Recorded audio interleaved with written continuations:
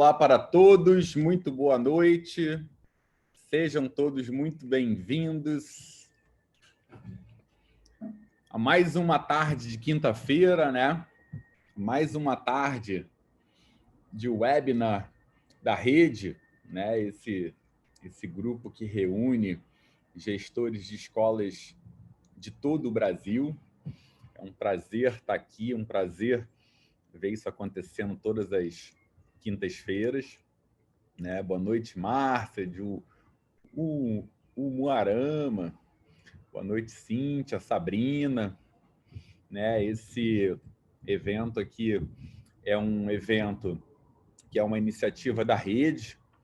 A rede é esse grupo de gestores, né, de todo o Brasil, em que a gente se encontra através de uma série de canais. A gente se encontra através do nosso site rede.vivadia.com.br, a gente se encontra nos grupos de WhatsApp, a gente se encontra nesses eventos de quinta-feira, a gente se encontra no Templo do Gestor, né? Espaço de formação do gestor que a gente tem no Telegram e tem oferecido lá belos encontros para discutir o tema da criatividade a partir da obra do Ken Robinson, do Edgar Morin e do Howard Gardner. Então, assim, a gente tem procurado reunir gestores do Brasil inteiro e está num movimento crescente, né? São quase 1.500 gestores reunidos em torno da rede, que deixa a gente bem feliz para discutir o hemisfério direito das escolas. A rede ela é uma iniciativa do Vivadi, né? O Vivadi que vem se posicionando como um parceiro das escolas na construção de no fortalecimento da identidade das escolas, né? No fortalecimento da identidade das escolas, principalmente no que diz respeito à formação integral dos seus alunos, com uma série de programas voltados para o desenvolvimento das habilidades não cognitivas ou soft skills. A gente fica feliz aí de ter escolas do Brasil inteiro nesse movimento, né? E com esse selo aí de qualidade de investimento. Michela, boa noite. Zé Raimundo, Adriano, Marechal Deodoro, Alagoas, coisa boa. Joelma, querida, seja bem-vinda. Está aqui comigo hoje, meu amigo, já há mais de 30 webinars esse ano. Esse já é o 31º, Pablo Doberti. Boa noite, Mal. Boa noite. 31, cara? 31? 31. 31 semanas, meu amigo. Parabéns, viu? Parabéns para você também. Eu botei até uma plantinha aqui para ficar com plantinha igual você, tá vendo? Ah, tá ótimo. Faltam meus livros, né? Está aqui também nosso parceiro que se juntou no meio do caminho e já faz parte desse organismo com a gente, né, Pablo? Nosso querido Evaldo José. Cara, não só pensei numa plantinha, mas pintei toda a minha sala de verde aqui para homenagear a galera que vai chegar hoje no nosso webinar. Boa noite a todos aí. Alegria estar de volta aqui, Maurício. Legal. Bem-vindo, Evaldo. É um prazer ter você aqui com a gente. A gente também tem hoje aqui uma convidada especial, né, que vai participar aqui da nossa discussão. Estou trazendo já aqui a Maria Torres também. Vou já apresentar você, Maria. Boa noite, Maria. Que ligar o som, né? Eu não estou com uma casinha aqui de cachorro, né? Mas sintam-se, né, enverdeadas, né? Com planta, tudo é natureza, né, gente? Boa noite, Maria. Seja Boa muito noite, bem-vinda. obrigada aí pelo Já vou convite. apresentar a Maria para todo mundo aqui. Bom, gente, nosso tema de hoje, né? Um tema que tem a ver com escola privada no Brasil nos próximos anos, né? Então, a discussão de hoje gira em torno de 5 pontos chaves da oferta escolar privada no Brasil nos próximos anos. Então, vamos discutir, então, que pontos são esses, né? E como é que a gente pode refletir, trazer as provocações para trabalhar esses pontos. Para a gente começar aqui, então, e antes de falar desses pontos e antes de apresentar a Maria, vou dar a palavra para o meu amigo Evaldo José para fazer uma rápida passagem aí por esse tema de uma maneira ampla. Está contigo, querido. O que me agrada muito no Vivadi e nesse nosso encontro aqui da quinta-feira é que a gente tem enfrentado temas que são, assim, algumas vezes espinhosos, algumas vezes são temas bastante duros e extremamente necessários, né? O nosso exercício, quando a gente pensa nesse tema, na semana passada, foi assim, cara, para a gente olhar aonde a escola vai estar daqui a 5 anos ou daqui a 3 anos, pelo imediatismo, é legal perguntar quais são as transformações, quais são as mudanças que vão acontecer nesse período, que já estão acontecendo, e que vão impactar diretamente a vida desse gestor dentro da escola. E o tema de hoje, né, 5 pontos chaves da oferta escolar privada no Brasil para os próximos anos, ele quer apenas nos situar diante de um momento de transição importante e colocar para cada gestor assim, quais são as 5 mudanças, os 5 desafios que, num prazo bem imediato, vai impactar a gestão da minha escola. Aí a gente pensou em falar da gestão financeira. Acho que esse ano de 2020 ele é extremamente emblemático, né, para as escolas todas. A inadimplência durante esse período de pandemia, a situação do desemprego no Brasil durante esse período de pandemia e o tempo que a gente vai levar ainda para ver a roda da economia voltar à sua normalidade. Então, começamos com esse tópico porque me parece que ser uma grande dor assim para todos nós nesse momento. A questão da identidade das escolas, no momento em que as ofertas elas se tornam tão variadas, que a concorrência fica tão acirrada e, ao mesmo tempo em que você precisa fidelizar o seu aluno dentro da sua escola, garantir a sua identidade e encontrar, revisitar a sua essência e mostrar isso para a sua comunidade, me parece ser assim um outro grande desafio para quem está hoje na gestão de uma escola. Como lidar com a tecnologia? E essa transição. Eu adoro quando o Maurício... poucas coisas eu gosto do que o Maurício fala, mas essa eu gosto. É quando o Maurício fala assim, cara, a educação digital não é a gente pegar o que a escola estava fazendo no mundo físico, no mundo analógico, e jogar isso na internet. Isso não é educação digital. Tanto o uso da tecnologia dentro de todos os softwares de gestão que eu tenho na minha escola hoje, quanto a minha proposta pedagógica para uma educação digital, elas consistem em um grande pacote, aqui, um grande desafio para já esse próximo ano, que a gente deve começar como estamos terminando, e para os anos vindouros, com certeza. Depois, né, não é moda, gente, é um movimento que veio para ficar. Né?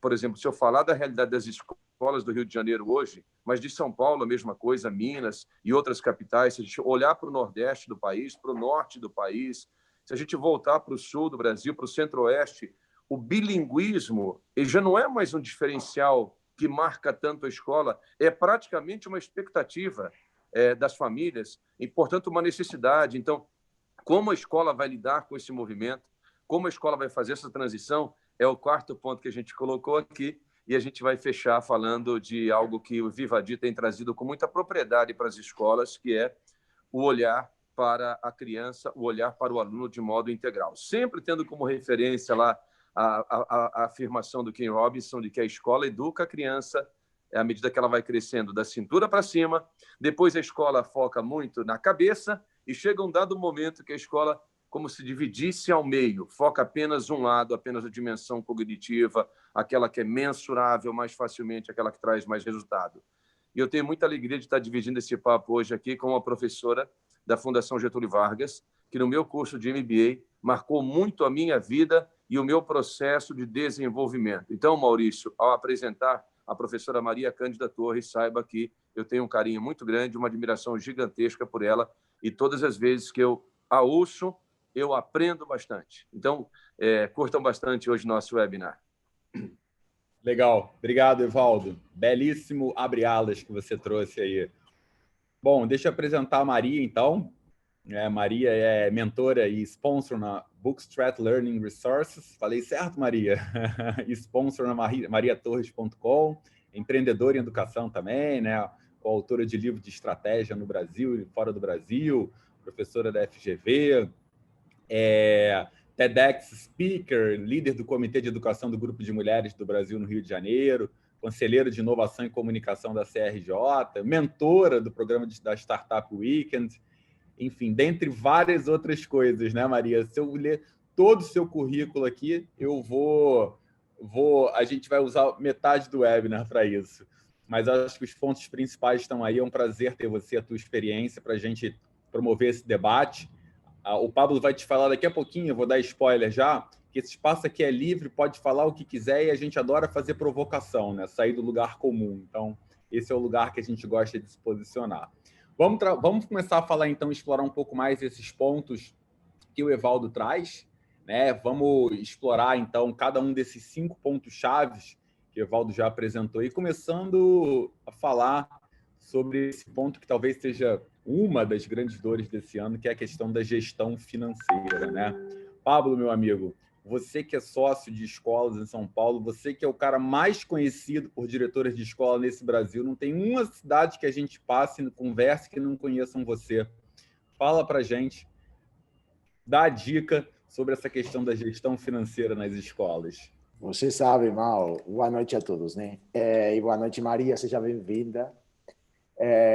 Você sabe que eu sou mais ganhado e acho até que é melhor para provocar que para dar dicas, né? Então, eu vou tentar provocar um pouco acima do problema da gestão financeira e talvez alguma que outra dica vou acrescentar. A gestão financeira da escola, segundo eu acho, ela está atravessada por 2 grandes questões negativas. A primeira grande questão negativa é, obviamente, a pandemia, né?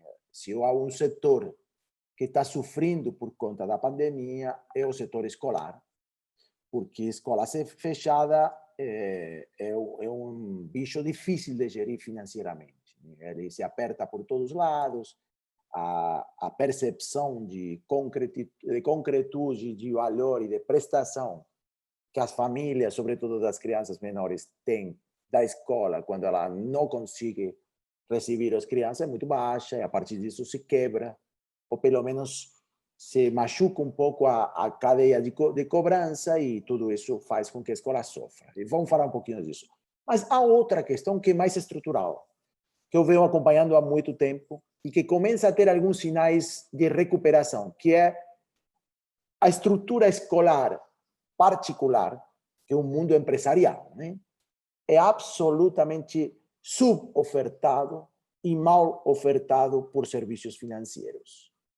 Pessimamente ofertado. Quer dizer, a outros setores das indústrias e dos serviços são muito mais sofisticados em termos de capacidade de acceder a serviços e produtos financeiros do que o mundo escolar. Alcança com ver as linhas de crédito que o serviço escolar tem, que os empresários escolares têm. É muito ruim, é muito curto, é muito pesado, é muito pouco flexível, etc. E há um monte de outros serviços financeiros que no mundo escolar não jogam, ou não jogam com eficiência. No último ano, eu conheci 3 empresas, 3 startups, aliás, criadas por jovens financeiros, muito geniais, que combinando com tecnologia, têm como propósito redefinir os serviços financeiros que as escolas recebem.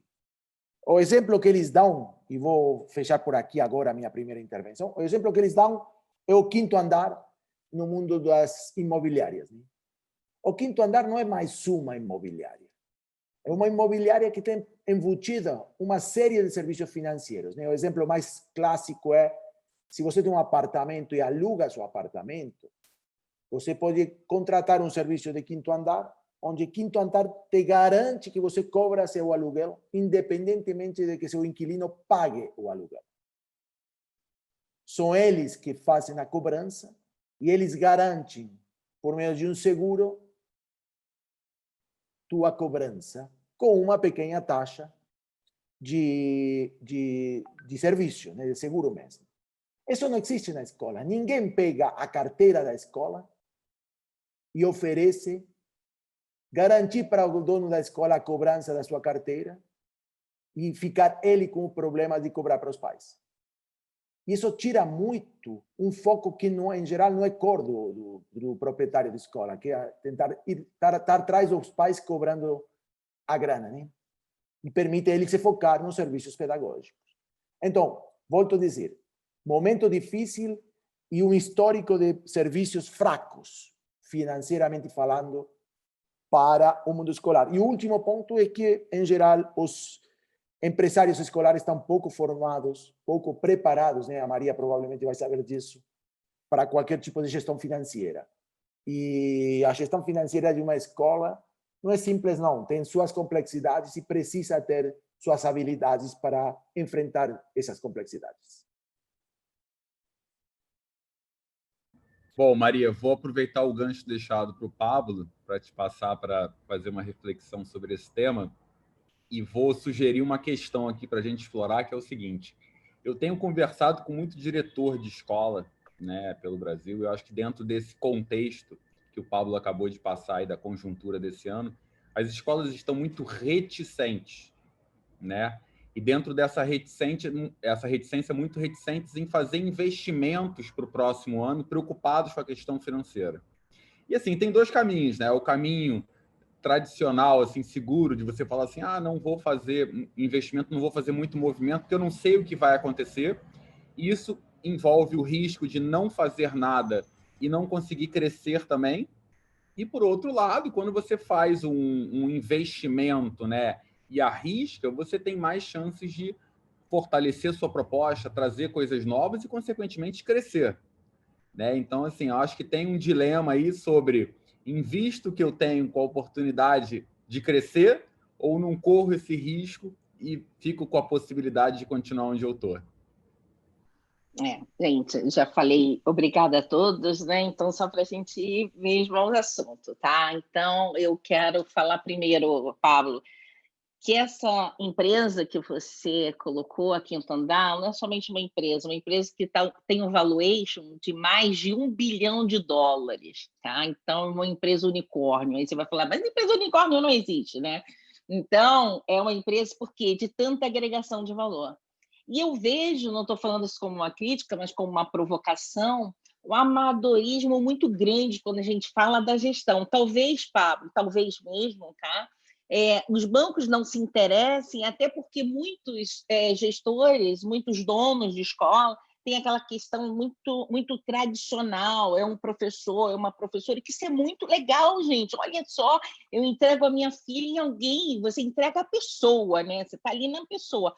Ótimo, mas tá bom, mas aquilo ali é um negócio, né? É um negócio e os próprios pais querem o quê? Que essa escola seja uma escola realmente que ande por ela. Ela não está ali pensando, eu como mãe, eu não estou ali pensando, mas estou pensando em ela melhorar os custos dela, até porque aí ela consegue agregar mais valor. Então, quando você diz que eu não sei o que hoje o gestor, se ele investe ou não, eu não sei se ele investiria na questão estrutural, até porque, e aí há que se pensar mesmo, né? Como é que vai fazer esse retorno? Porque muita gente não quer, outras querem, aquela confusão toda que a gente já sabe aí, que já é uma questão básica. Mas essa escola ela tem que prover, não tem como, uma proposta de valor muito clara. Se ela não entrega, e até para a questão da marca também, isso tudo fica caro.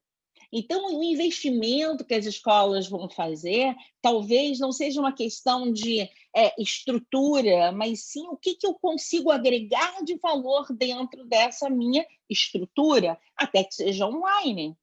Tá? Então, a gente passa um monte de coisas, né? Então, fecha os olhos para um monte de coisas, e eu não pedi desconto nenhum na escola da minha filha, porque eu quero ter a moral, e aí é uma questão pessoal minha e do meu marido, eu quero ter a moral de criticar ou de falar sem ter pedido desconto, porque eu não quero desconto. Eu estou no grupo do desconto, mas só para ver, mas eu falei assim, gente, a gente tem que lutar por agregação de valor. Agregação de valor, que é isso? Eu não quero ver, de repente, o professor, coitado, de educação física, passando um vídeo malhando ali. Então, de que forma eu posso aproveitar melhor aquele tempo?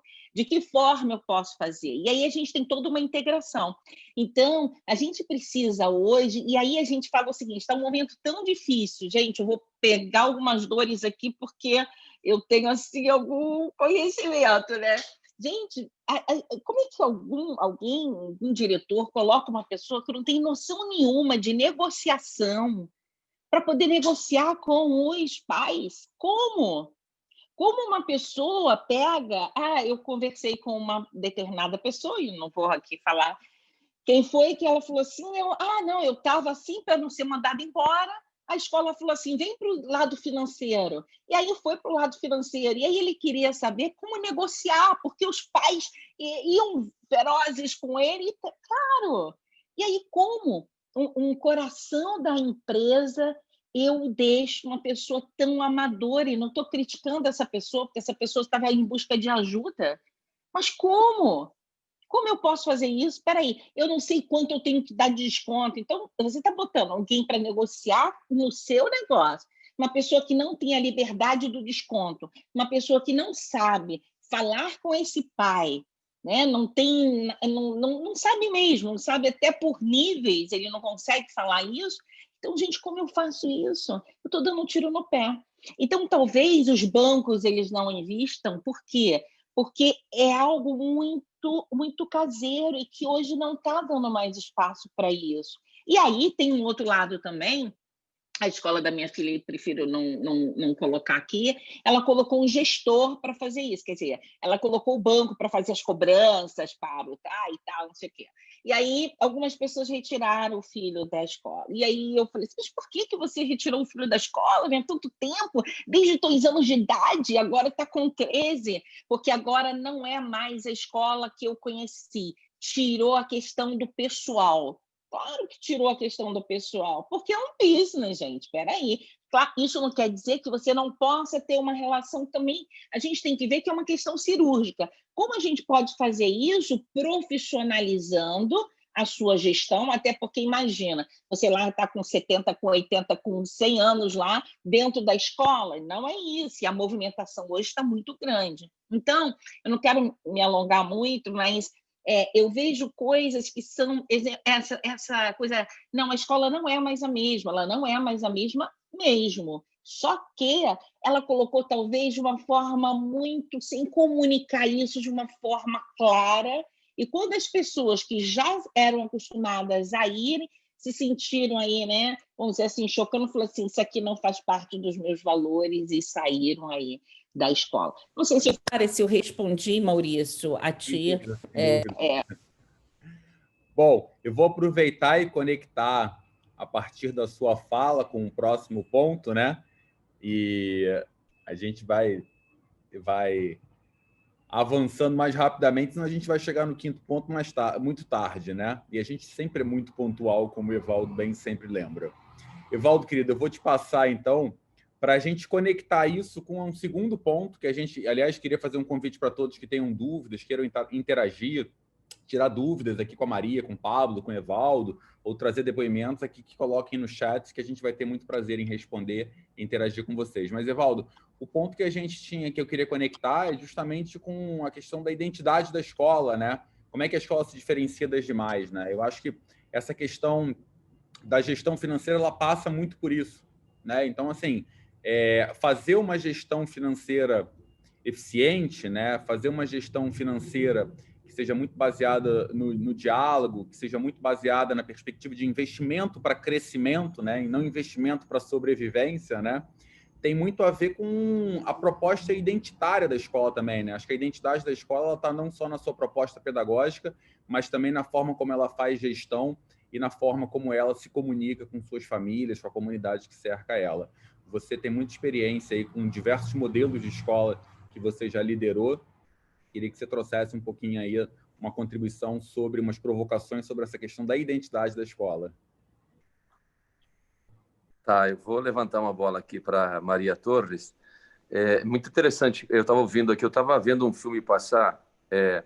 Especialmente esse problema me parece que se agrava. Acho que é para todas as escolas hoje a gestão financeira, mas dentro de escolas religiosas, de qualquer tradição religiosa, porque existe uma dificuldade gigantesca de se fazer uma transição entre pessoas que são conectadas à vida religiosa daquela instituição para pessoas que não são conectadas. Por exemplo, contratar um profissional da gestão financeira que não seja integrante daquela ordem, daquela congregação religiosa ou daquela comunidade X ou Y.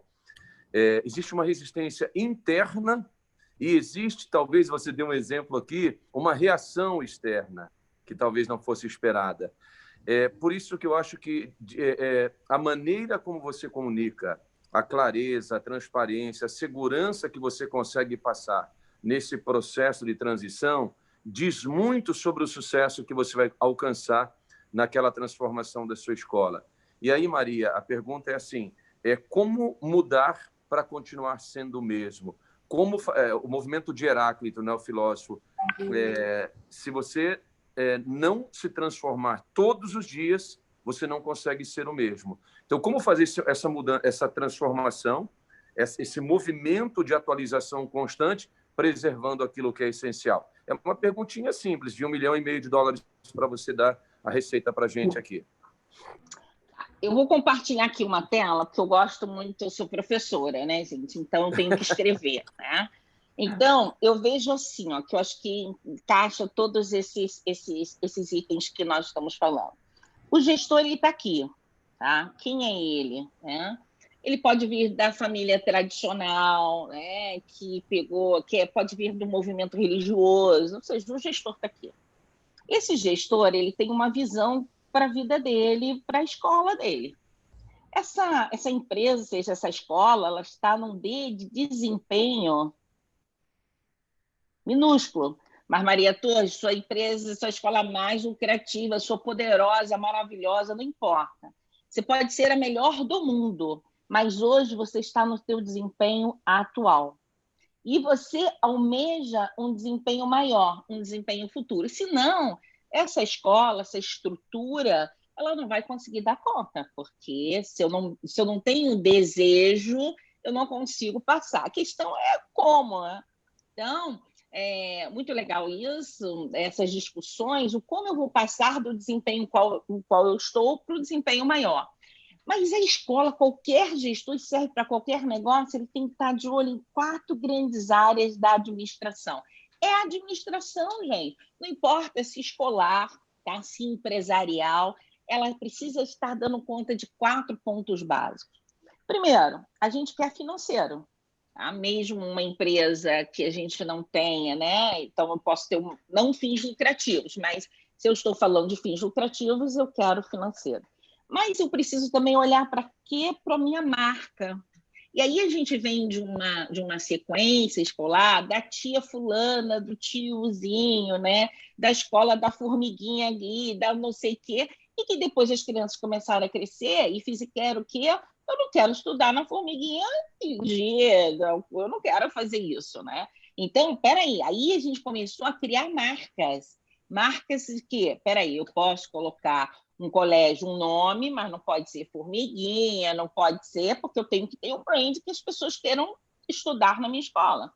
Então, a questão da marca, ela vem muito. Aí, muitas empresas, elas se diferenciam por marca, elevam um preço bem grande, e aí eu tenho contato com algumas pessoas de escola, por isso que eu estou falando isso, e aí eu falei, tá bom, mas que proposta de valor que você está entregando?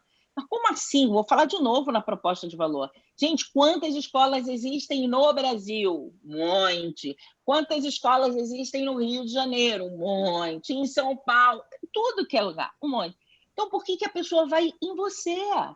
Então, essa que é a questão. Todo mundo está falando a mesma coisa. Se você não fizer algo diferente, não vai conseguir. Então, algo diferente que é o processo, é o ambiente, aí vem o aluno como um todo, né? Ele não somente considerando a sala de aula, uma sala de aula que não seja uma sala de aula chata. Gente, eu sou professora, mas tem horas que eu não consigo assistir algumas pessoas falando, porque é muito chato. Então, como é que nessa transformação toda digital, e a gente vai falar daqui a pouco, como é que eu quero que o aluno ele fique ali parado, olhando? Não é isso, não dá. As coisas não se encadeiam. E uma coisa que é muito interessante é que, se você for olhar, todos os métodos, ou a maioria dos métodos todos, eles mudaram de alguma forma. Só a escola que não. É o mesmo padrão, é a mesma coisa, as pessoas sentadas, muda a posição, mas é assim, é passivo, né? Então, eu fico preocupada nisso, até porque o meu TEDx é a transformação pela educação, porque eu fui impactada pela educação, né? Então, amo educação, amo. Então, qual é a tua marca, né? Qual é a tua marca? Ah, e você vai falar assim, mas você botou a tua filha na escola que botou por causa de marca? Não, não botei a escola da minha filha na escola, até porque eu cobro a diretora até dizer chega. E quantas mudanças aconteceram ali? Muitas mudanças. Ela mesma, em público, já falou, olha só, isso foi ideia. Não importa, eu não estou aqui falando que eu dou ideia, não é questão. A questão é, cadê tua marca? Só que muitos pais, não digo da minha escola, tá? Da escola específica da minha filha, mas muitos pais dizem assim, olha só, eu pago, não importa o quanto eu vou pagar. Eu pago, mas a questão é o quanto de proposta de valor eu estou recebendo disso. Porque senão sai caro. Então, a partir do momento, uma pessoa veio falar assim para mim, Maria Torres, olha só, os clientes estão começando a falar que estão caro. Claro, não estão percebendo o valor. Se alguém chegar para você e diz que está caro, acabou, gente. Então, qual é a tua marca? E aí, eu, naquele grupo que eu falei com vocês, muita gente, né, em vários grupos que a gente participa, muita gente fala assim, mas a escola não está compreendendo que a gente não está com dinheiro, a escola não está compreendendo que não sei o quê, a escola não está compreendendo. Ok, mas será que talvez a escola, ao invés da forma agressiva, porque eu não pedi desconto, mas no momento que você me pede o imposto de renda, para eu apresentar o imposto de renda, eu não pedi desconto, eu me senti ali agredida pelas pessoas que estavam precisando, nesse momento, de pegar uma tarifa menor, tá? Então, ela estava passando aquele momento. Então, eu comecei a ficar assim, caramba, que coisa, sabe? Eu comecei a ficar assim, incomodada. Eu não pedi desconto e não vou pedir desconto. Tá? Claro que pode acontecer alguma coisa comigo, eu sou lá a primeira lá para pedir desconto. Só que eu não preciso pedir desconto nesse exato momento. Então, o que eu quero colocar é como você está lidando com esse cliente, a tua marca, porque muitas escolas vão sair completamente, porque a gente está colocando coração, e não é coração, não é emoção.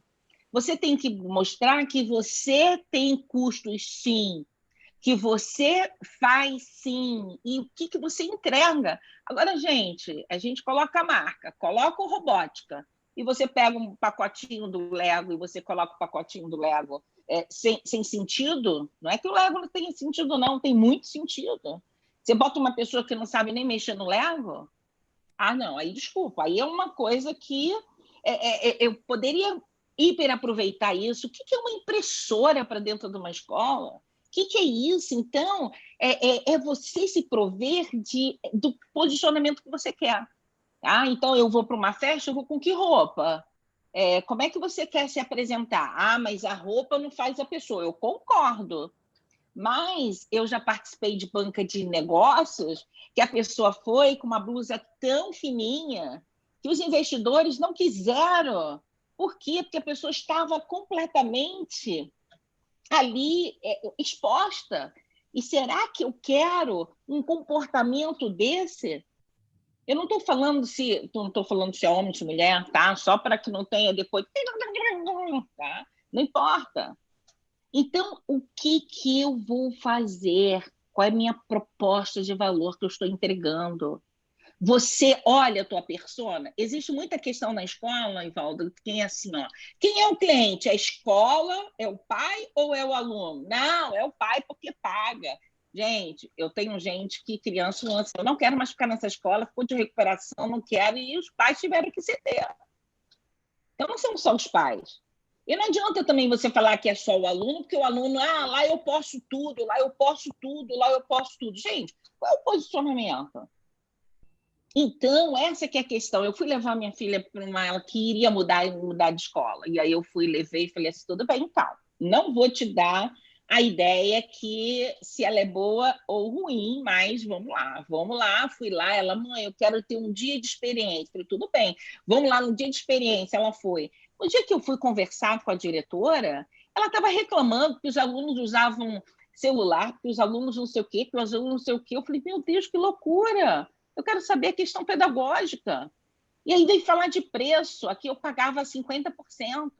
E aí, gente, olha só, se a gente fosse ver, eu ia pagar muito pouco, quase um terço do que eu pago. Eu falei assim, eu quero minha filha nessa escola, mas ela é que vai, porque tem horas que a gente tem que deixar, né? Tem que deixar o filho e tal.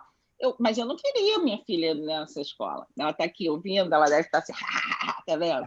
Mas Por quê? Por quê? Mas eu ia pagar muito menos. Mas, gente, pelo amor de Deus, uma diretora que vem me apresentar uma proposta, nem apresentar a proposta pedagógica, falar de preço. Estou perguntando preço. Estou perguntando preço. E muitas pessoas odeiam a escola. Por quê? Por isso, porque só quer falar de preço. Eu divido a metade, eu divido a metade. Então, para quem você está trabalhando?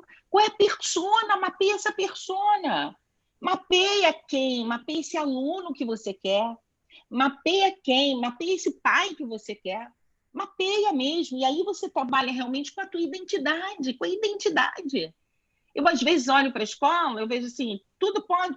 Para quem gerencia são os pais dessa escola? Peraí. Não tem um guia ali, não? Uma coisa é você ouvir. Você deve ouvir, digerir e fazer, sim, porque existem várias propostas que são muito importantes. Mas qual é a tua marca? E outra coisa, a gente tem que ver o negócio. Então, se eu estou falando de tradição, por que eu não posso trabalhar tradição com inovação? Qual o problema? Qual o problema da tradição? Colocar inovação dentro do processo. Então, gente, quando eu vejo aqui para o cliente, porque eu sei do horário, né? Eles não estão falando nada, não, tá? Mas com a questão dos clientes, como é que está o teu processo interno? Como é que está isso? E outra coisa, a gestão de pessoas. E aí você paga muito mal a gestão de pessoas, porque você precisa ter dinheiro para tudo, onde é que você paga muito mal. Às vezes, teus professores ganham muito mal e você não consegue reter esse teu funcionário. Claro que você não consegue reter. Se você for lá para a pirâmide de Maslow, ele está, por vezes, numa necessidade muito básica, que qualquer R$10 vai. E você não mostra para ele, porque ele é uma pessoa. E aí eu digo assim, ó, o professor tem que ganhar muito bem, porque ele faz parte do teu business. É ele que está ali, é a professora que está ali, é o comportamento do professor. A escola é boa ou ruim de acordo com esse teu professor. Então, como é, né? E aí, para colocar, aqui você pode dar direcionamentos, né? Uma direção legal, direção onde nós vamos chegar, que eu acho que vocês falaram isso na outra, né? Com quais são os valores. Aqui você não pode tudo. Você não pode tudo. Por quê? Porque os pais ficam tudo olhando. Será que vai dar nota para... Os alunos ficam olhando. E os alunos, eles precisam ser... Então, para essa escola ser integral realmente, né, ela tem que ter posturas e comportamentos de buscar não só ali dentro da sala, e por exemplo... Então, eu boto lá nos meus valores transparência. Meu Deus, socorro, tira isso, que isso não faz parte. Então, o que eu quero mostrar para... Mas não é transparente. Transparência, você vê tudo... Peraí. Não, tem que passar porque o fulano é filho do ciclano, não. Eu reprovei, não vou falar qual foi o estado, uma pessoa muito influente na política, que ele queria que eu desse o dia dele, né, para ele poder, porque ele estava fazendo política. Eu falei assim, desculpa, mas eu não posso fazer isso. Mas eu falei assim, porque eu fui fazer política. Eu falei assim, então tomara que você se torne um político realmente, que você consiga transformar, né? E aí você me desculpa, porque eu acho que você sabe do meu papel. Eu não posso fazer isso, porque isso é ilegal. Eu não posso fazer isso. Você está querendo que eu seja ilegal? Não, você é uma coisa, eu não, eu tenho os meus valores. Então não importa quem ele. E é isso que o pai ele quer. É isso que a mãe quer, que você coloque limites que talvez eles nem consigam colocar. Legal. Mas não é, tem que botar limite, né? Não, verdade. Eu queria aqui, Maria, desculpa interromper, mas eu tenho aqui dois parceiros aqui de jornada que adoram falar, né? Devem estar se coçando já aqui. O Evaldo imagina. No último webinar, o Evaldo ficou assim, pô, você me deu pouco tempo para falar. Então, eu tenho que ficar fazendo esse papel do chato, assim, sabe? Tipo assim, bom, fala um pouquinho você, senão depois fica todo mundo reclamando que eu não deixo as pessoas falarem. Mas sensacional a tua reflexão. Eu queria, na verdade, trazer, antes do Evaldo falar, trazer um pouquinho o Pablo. Pablo, eu queria te perguntar o seguinte, você investiu nos últimos anos, né, em escola, né? Se tornou sócio de escolas que têm propostas super diferentes do lugar comum. A gente começou esse ano falando em a escola precisa ter valor, né, pôr em valor e mostrar seu valor, né? Então, queria que você desenvolvesse um pouco assim essa tua visão em relação o que é esse valor da escola que ela deve mostrar, né? Quais são as provocações em relação ao valor que a escola precisa mostrar e já conectando aí com a questão da formação dos alunos que a gente vem tanto discutindo aqui. Beleza. Evaldo, eu vou falar bem curtinho, sabe? Para respeitar tua eloquência e teu desejo de falar. Rapidinho. A gente refletiu lá atrás sobre o problema da identidade, né? Eu vejo com muita preocupação a ausência, eu diria, ou a padronização da identidade escolar no Brasil e na América Latina como um todo. Só que eu vi outras coisas na América Latina que em Brasil ainda não estou vendo.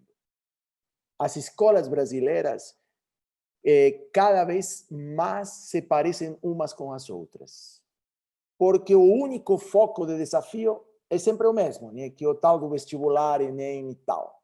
Então, a proposta de valor é absolutamente commodity, que é eu coloco mais alunos nas universidades.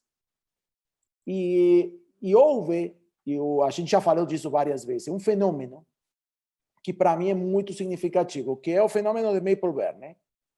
Maple Bear é uma escola que não existia há poucos anos, 4 ou 5 anos, e hoje tem 300 unidades. 300 escolas que não existiam, que hoje existem. E não é que elas existem em lugares onde não havia escolas. Existem lugares onde havia escolas. De fato, o Maple Bear se coloca do lado de outra escola. E como você abre uma escola do lado de outra escola? Porque você tem uma proposta de valor que o outro não tem. É óbvio. Senão, você é um idiota abrindo uma escola ao lado de outra escola. E Maple Bear tem uma proposta de valor simples para caramba, cara. Escola canadiense, bilíngue para meninos pequenos. Mas com esse simples ponto, ela conseguiu tirar 50.000 alunos da rede histórica de escolas. Um pouco o que vocês fizeram com a Eleva, Evaldo. Em Botafogo precisava abrir uma escola? Claro que não. Não havia meninos sem escola particular em Botafogo. Mas vocês chegaram lá e disseram essa escola é diferente de todas as outras. E encheram a escola de meninos, né? Com aquela fórmula complexa e de valor do Eleva. Concept faz o mesmo.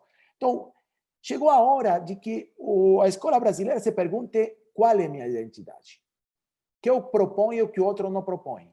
E quando eu proponho uma coisa, não proponho a outra coisa. Né? Quer dizer, identidade quer dizer aceitar uma característica como tua e aceitar que outra característica não é tua.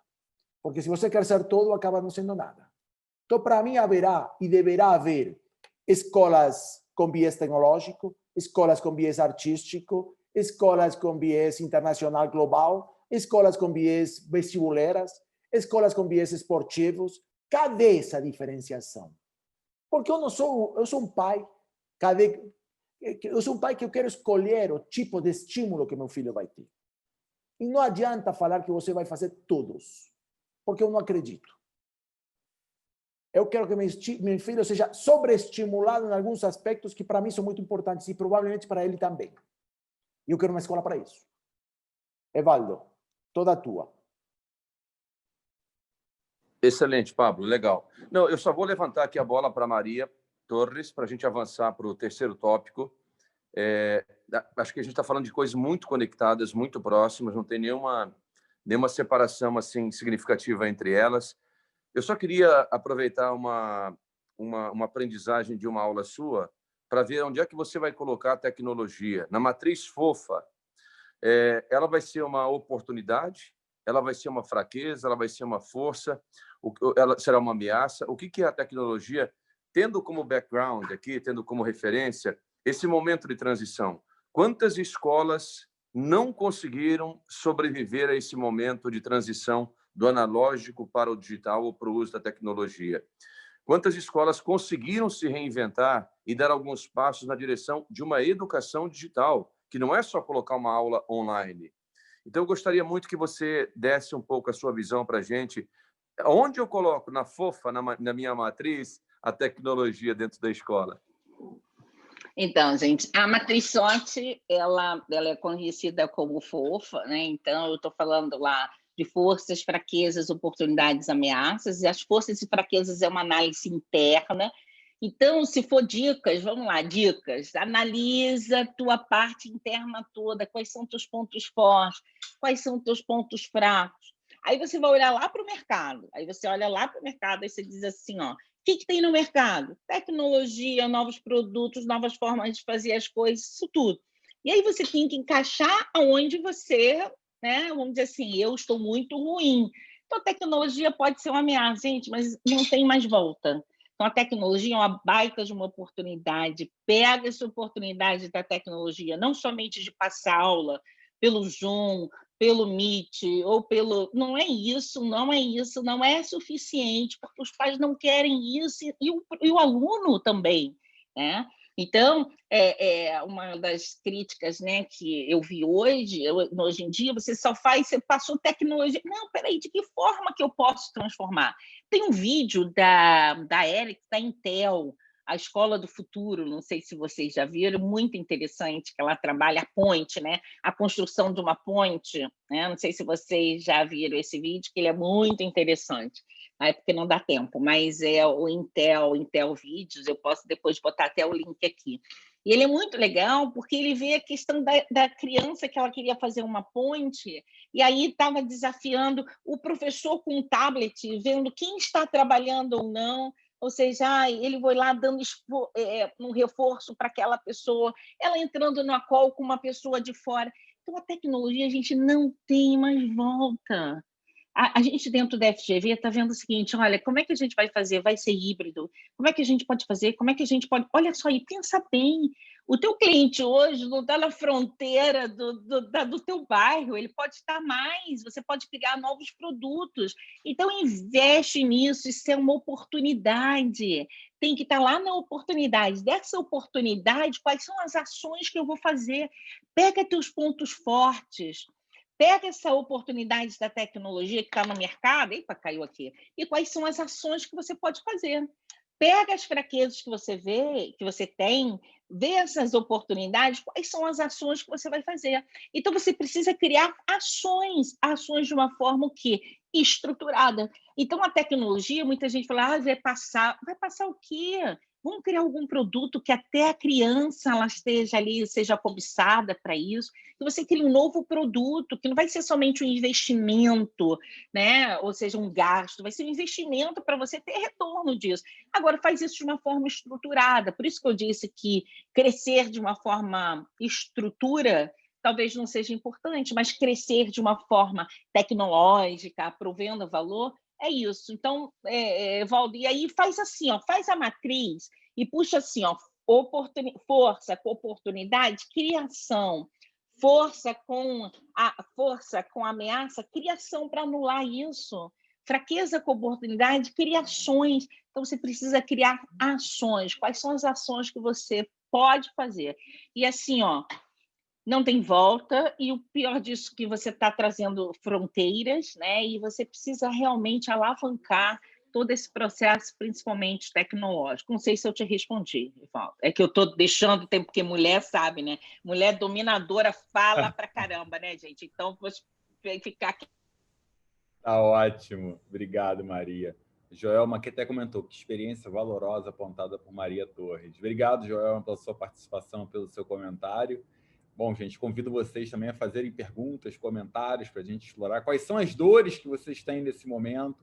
Quais são os temas que nesse momento vocês gostariam de ouvir a gente falar sobre? Né? Seria ótimo ter um pouco mais... A gente tem gente do Brasil inteiro aqui, né? Quer dizer, gente de Santa Catarina, Bahia, Minas, São Paulo, Alagoas, Paraná. Enfim, traga um pouquinho dessas dores que passam nesse momento para a gente poder explorar também. E aí vou trazer aqui, ó, a Gabriela falou assim, gratidão por essa live. A questão não é que ferramenta a escola usa, mas como usa a tecnologia na entrega. Como ela entrega a aula para os alunos, que valor ela está entregando através da tecnologia. Queria falar um pouquinho sobre isso aqui, antes de passar uma próxima pergunta aqui para o Pablo, que é, a gente vem falando muito com as escolas, né, sobre a diferença entre a escola investir em tecnologia e a escola investir na criação de uma cultura digital. Né? Existe uma diferença entre uma coisa e outra. A tecnologia, ela é muito ferramental, né? E ela geralmente é efêmera. Então, geralmente, quando a escola investe em algum equipamento tecnológico, em alguma tecnologia, quando chega e está todo mundo usando, já está ultrapassado. Né? Geralmente, quando a escola investe alto em tecnologia, dentro da escola você cria um problema que as pessoas não sabem usar. Né? Então, a gente tem falado muito sobre a importância não de pensar na tecnologia, não pensar simplesmente, né, no caminho da tecnologia, mas sim pensar no caminho do digital. Né? O ano que vem ele vai começar híbrido. Né? Até o meio do ano, no mínimo, ele vai ser híbrido.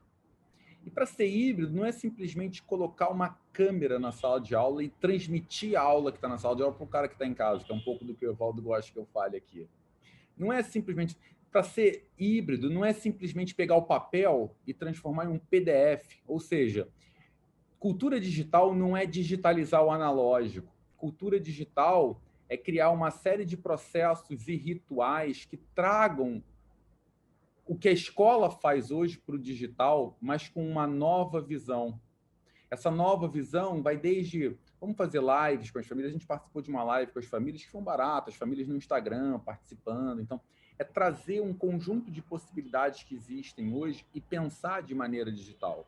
E a gente tem trazido muito essa discussão através do Vivadi, né? Desde como é que você trabalha um programa de socioemocionais baseado numa cultura digital, quer dizer, que você consegue coletar dados e mostrar resultados num painel de dados. A gente não está digitalizando e botando o livro no PDF, nem colocando a aula para acontecer online, mas criando uma perspectiva de uso digital para complementar a experiência presencial. Então, acho que essa visão é uma visão muito importante. Pablo, a Alba fala assim, como fazer uma escola diferente se estamos presos a um currículo e uma grade curricular?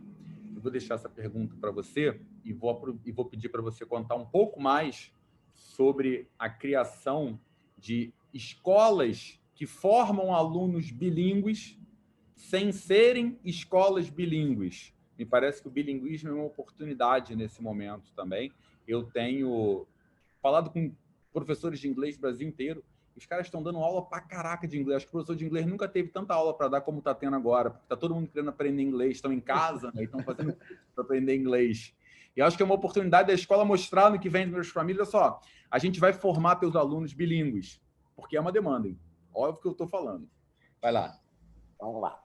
Primeiro, Alba, eu vou começar com um dado, mas que me parece um dado importante. Da América Latina toda, o currículo brasileiro é o currículo mais flexível da região.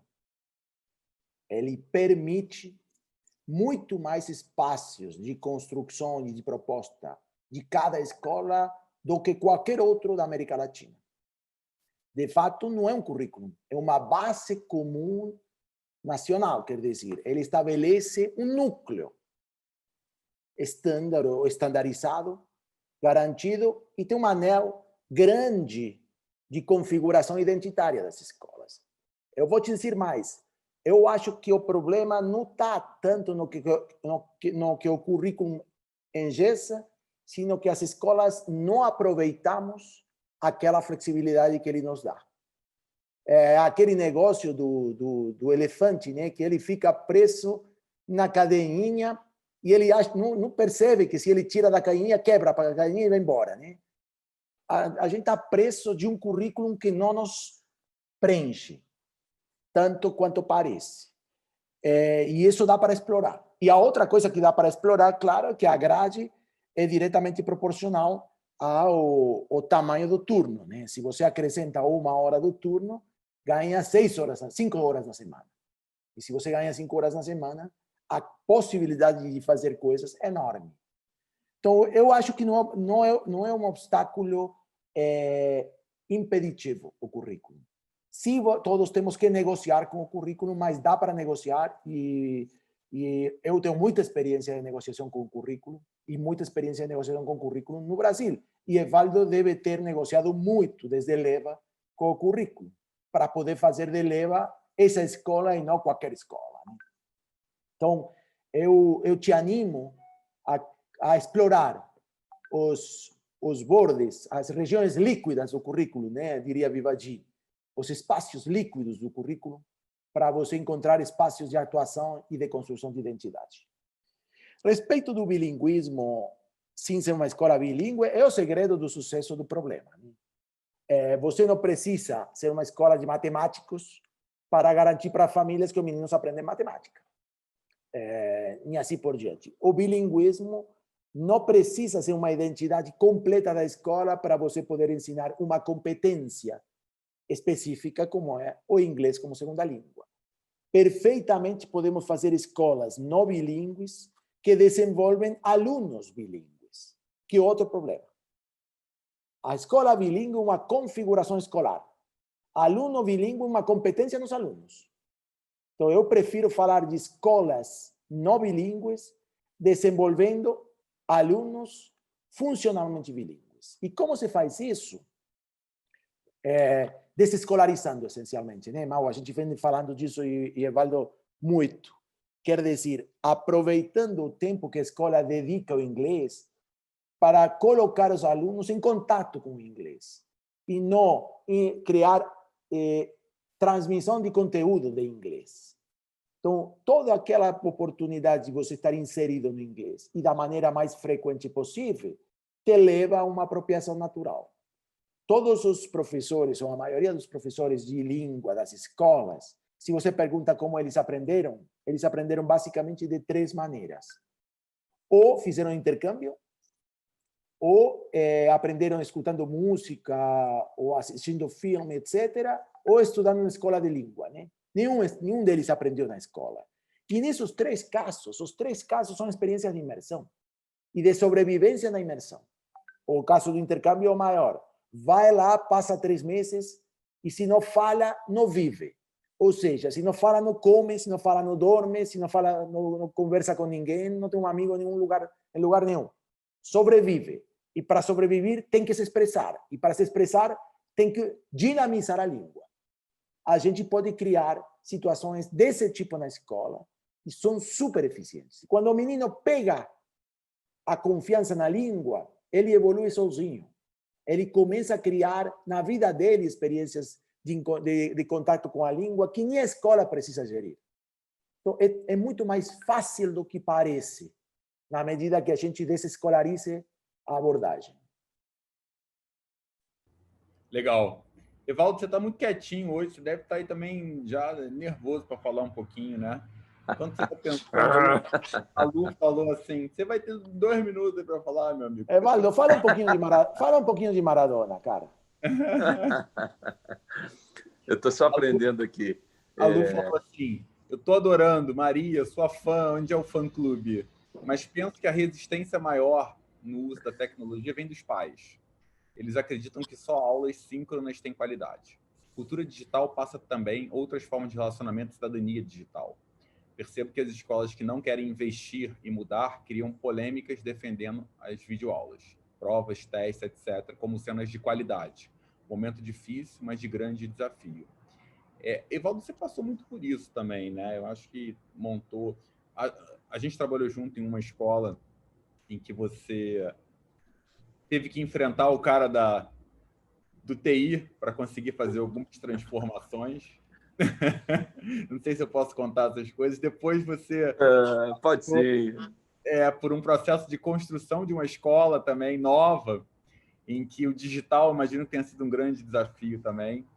Conta Cara, não só o digital, a maneira como os alunos sentavam na sala, a disposição das carteiras. Houve uma família que, numa certa ocasião, chegou e falou assim, como assim? Quando que vocês vão organizar essa escola, essa sala de aula? Porque as crianças sentavam em grupos e faziam trabalhos colaborativos. Eu queria, então, aproveitar essa deixa do Pablo aqui e conectar com o nosso 5º tópico, que fala um pouco da formação integral do aluno, né? Eu queria trazer um filósofo aqui alemão, que é o Friedrich Nietzsche, que é considerado o dinamite na filosofia, porque ele olha para a construção ocidental do pensamento, desde os gregos, e depois, um pouco antes, a tradição judaica, e depois a continuação com a religião cristã e a religião islâmica, todo o monoteísmo que afetou o mundo ocidental, como sendo a desconstrução do hemisfério direito do cérebro, aquilo que era representado por Dionísio, Baco, né, o deus do vinho, da festa, da música, da dança, do teatro, da arte. Tudo isso ficou no segundo plano e a gente colocou toda a sistematização criada pela filosofia grega a partir de Sócrates e depois com o pensamento cristão, enfim, colocou isso em primeiro plano, uma sucessão jesuítica que veio para o Brasil, no modelo europeu. A gente cristalizou uma educação que faz exatamente o que o Kim Robinson fala. A gente olhou muito para a cabeça e para um lado só da cabeça. Então, Maria Torres, por gentileza, eu preciso que o meu aluno hoje, quando ele vai para a universidade, para o mercado de trabalho, ou que ele vá conviver, eu preciso que ele tenha flexibilidade, colaboratividade, eu preciso que ele desenvolva empatia, eu preciso que uma escola trabalhe isso desde o primeiro momento com os nossos alunos. Então, eu levanto para você essa questão aqui, do desafio que a escola tem hoje de olhar integralmente esse aluno e não somente para as habilidades que são cognitivas ou facilmente mensuráveis. Simples a questão, tá? Gente, olha, o mundo todo ele já é bem batido isso, as soft skills e as hard skills, então não tem jeito, né? Então, quando a gente fala lá da hard skills, é o que hoje algumas empresas, elas vão lá, pegam os currículos, o que você é, tal, e as soft skills que você não consegue, você tem que fazer testes para que você consiga ver se ele tem essa competência. Então, peraí, deixa eu ver se essa pessoa tem competência. Isso na seleção, porque, gente, olha só, eu preciso ter, não adianta se eu fiz o Eleva, se eu fiz a Mivober, se eu fiz Escola Canadense, se eu fiz não sei o que, não importa, mas que ser é esse que eu estou colocando dentro do mercado de trabalho, primeiro, né? As empresas, quando vão lá, né? Isso, existem estudos abertos para isso. As empresas, quando elas recebem esse funcionário, que é do mercado, né, da escola, diz assim, meu Deus, o que essa escola ensinou? O que essa faculdade ensinou?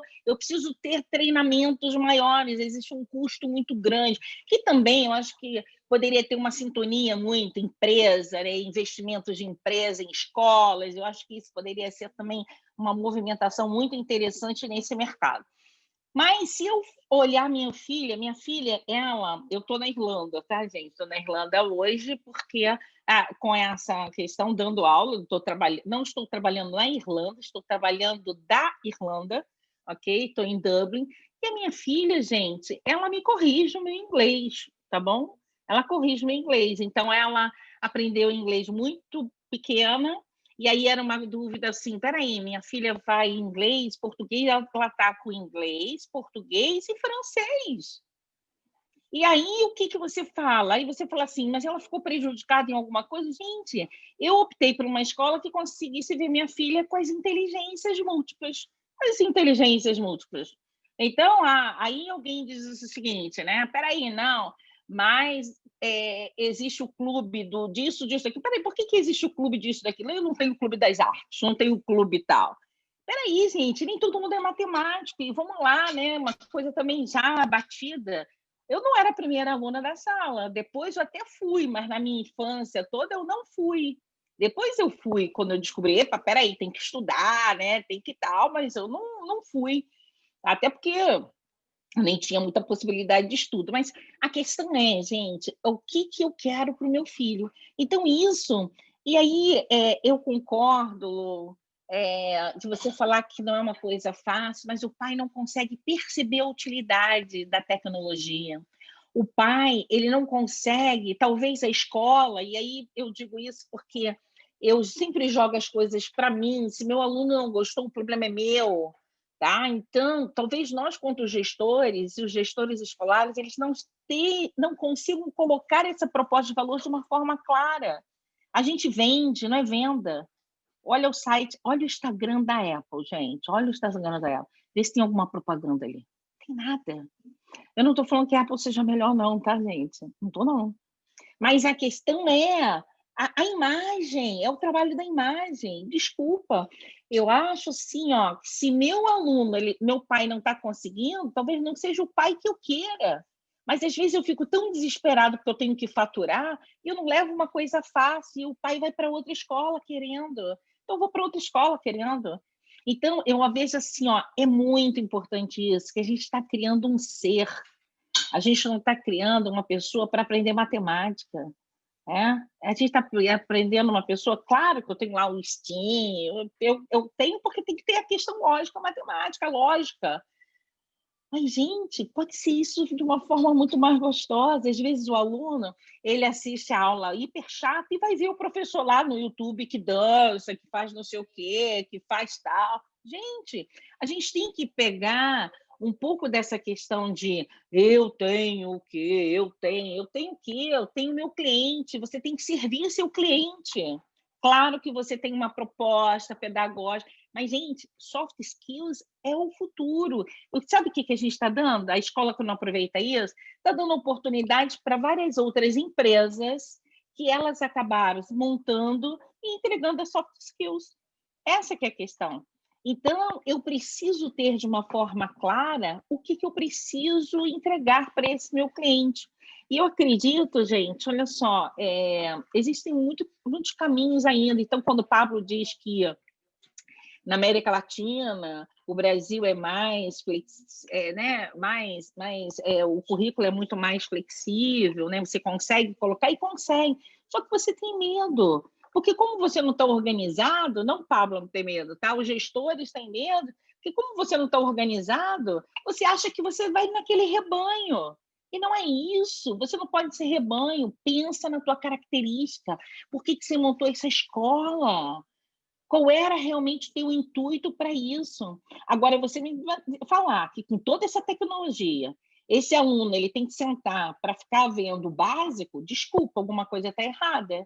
Então, eu preciso mostrar para esses pais que o modelo mental está completamente errado. Porque se um aluno não sabe falar inglês, gente, sabe, não estou falando com nenhuma arrogância, não. Mas a minha filha, ela fala num sotaque, numa coisa que muitas pessoas falam assim, ela é brasileira? Então, gente, olha, o que eu estou fazendo? Eu estou fazendo meu papel de mãe. Vou te falar uma coisa, tá? Pai, deixa de fazer curso para ele, mas ele investe no filho. Então, desculpa, a gente pode ser um empreendedor chorão. Ai, se a minha escola tivesse isso, ai, se o governo tivesse aí. Vamos parar de mimimi, gente. Vamos realmente entregar essa proposta de valor que você criando nessa escola, você que é gestor, você criou essa escola para isso. Outras pessoas que o mercado todo financeiro entre dentro disso tudo e faça o que é a proposta, claro.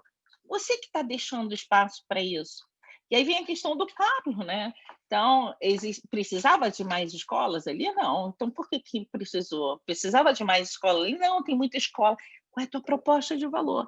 Falo isso como mãe, falo isso como uma pessoa incomodada com essa coisa da educação, tá? E falo isso como uma questão de pessoa de gestão, né? Eu tenho vários livros publicados na área de gestão e falo isso como a questão de que estuda gestão. Essa que é a questão. Não sei se eu respondi, já está ali, já está todo mundo me olhando. Obrigado, Maria. 1 minuto para cada um trazer uma conclusão sobre esses pontos chaves da escola particular brasileira nos próximos anos.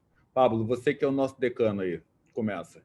Vamos lá. Bom, eu adorei ficar quietinho hoje, sabe? Obrigado, Maria, por ter nos trazido um novo estilo ao nosso trabalho também, tendo outras vozes, outras dinâmicas, e até desde a Irlanda, né?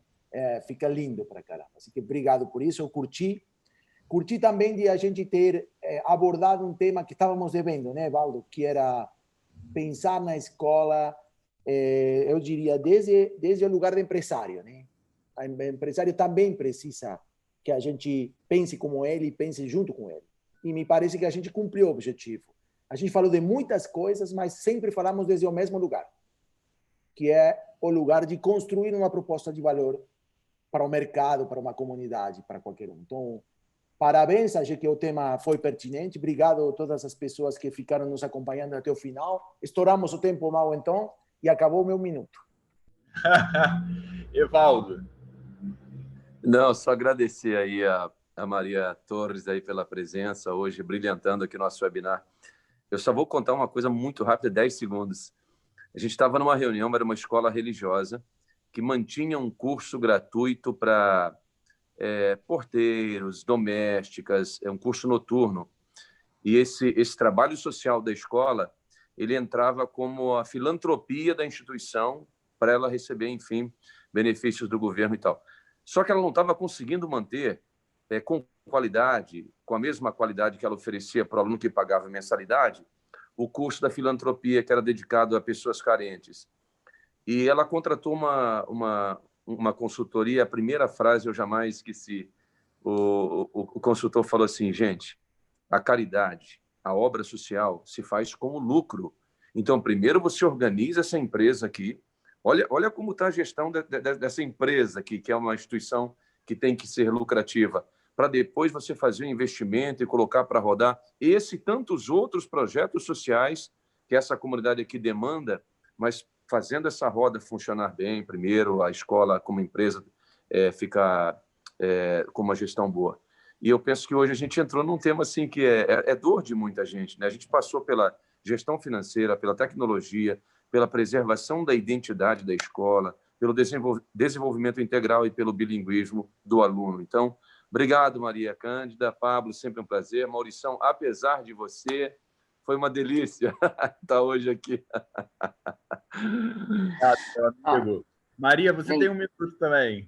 Gente, primeiro, gratidão, né? É um prazer, Evaldo, né? Evaldo é um grande, né? A gente já se conhece há bastante tempo, né? Um grande amigo, então gratidão mesmo por ter me convidado, coraçãozinho. Bom, eu vou ficar na soft skills, gente. Eu acho assim, ó, ensino de matemática, ensino de matemática, de ciência, você vai lá, você olha, né, o tradicional. Então, você vai no YouTube, você consegue fazer isso. Mas de soft skills, não. E a gente precisa buscar profissionais com comportamento, que é isso que a gente quer. Então, eu fico nesse. Vamos fazer diferença, gente. Vamos pensar de uma forma diferente. Vamos pensar do lado direito, vamos botar coraçãozinho. Vamos botar comportamento. Vamos entregar realmente pessoas que possam fazer diferença no nosso Brasil, gente, que não queiram, eu tenho que sair daqui porque ninguém me entende. Não, vamos lá, tá? Então, um beijo para vocês, um Feliz Natal e um 2021 com muita força, que a gente possa realmente, com todas essas dificuldades, poder realmente criar valor, criar uma proposta de valor adequada ao nosso cliente, tá bom? Um beijo, obrigada. Obrigado pelo seu convite, Maria. Obrigado. Maria, vou aproveitar sua deixa para fazer um jabá aqui. Né? Pode fazer jabá, Pablo? Pode. A gente, se você não sabe, aquela coisa assim, se você não sabe como investir nas soft skills da sua escola, se você não sabe como mostrar a proposta de valor da sua escola, se você sabe construir a proposta de valor da sua escola, pergunte-me como.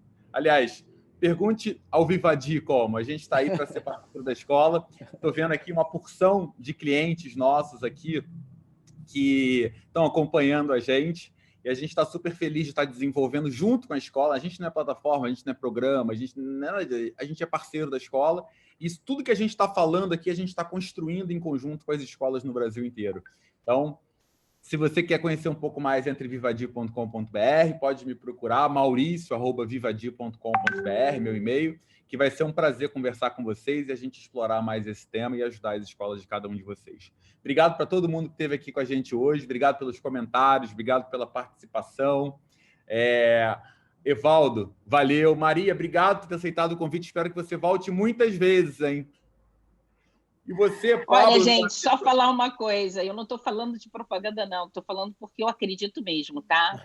Então, o que eu falo é porque eu acredito mesmo. Então, quando eu estou falando da soft skills, é porque eu acredito. E o meu comportamento é esse, porque eu fiz a escolha para minha filha é isso. E é isso mesmo. E se a Vivadir, ela entrega isso, vai, Vivadir, uhul! Tá bom? As pessoas dívida, falaram né? aqui, ó. Eu acho que a escola brasileira tem essa dívida com a sociedade, né? Ó, para me achar, @mariatorres.com.br. Vai lá no meu Instagram e dá lá um joinhazinho, tá bom? Um beijo. Boa. Maria Torres. Pablo, meu amigo.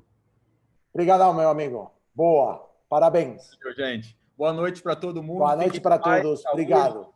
Até a próxima. Tchau.